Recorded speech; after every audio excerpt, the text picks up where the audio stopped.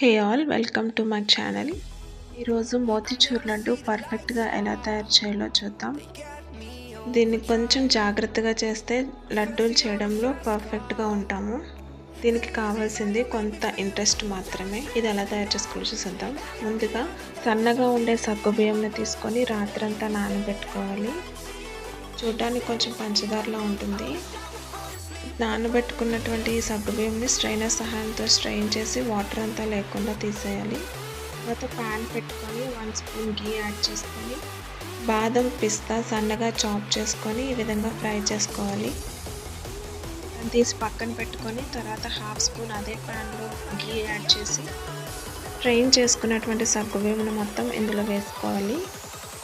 ఇది ఎంతవరకు ఫ్రై చేసుకోవాలంటే సగ్గుబియ్యం కలర్ చేంజ్ అయ్యి ట్రాన్స్పరెంట్గా అయ్యేంత వరకు ఫ్రై చేసుకోవాలి. తర్వాత 3/4 కప్పు పంచదార యాడ్ చేసుకొని బాగా కలుపుకోవాలి.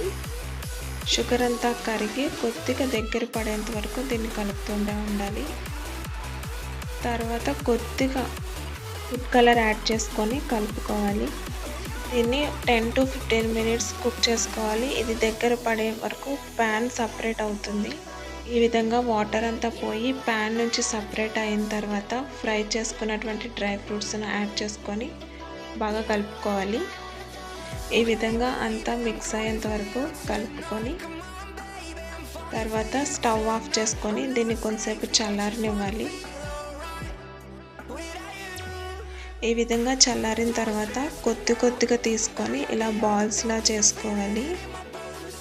ఇది పర్ఫెక్ట్గా బాల్స్ అన్నీ వచ్చేస్తాయి. ఈజీగా చేసుకోవచ్చు ఇంట్లోనే. అంతే అండి, శనగపిండి లేకుండా ఈజీగా సగ్గుబియ్యంతోనే మోతీచూర్ లడ్డూని తయారు చేసుకోవచ్చు. మీరు కూడా ఒకసారి ట్రై చేసి ఎలా ఉందో చెప్పండి. ఇంకా నా ఛానల్ని ఎవరైనా సబ్స్క్రైబ్ చేసుకోకపోతే సబ్స్క్రైబ్ చేసుకోండి.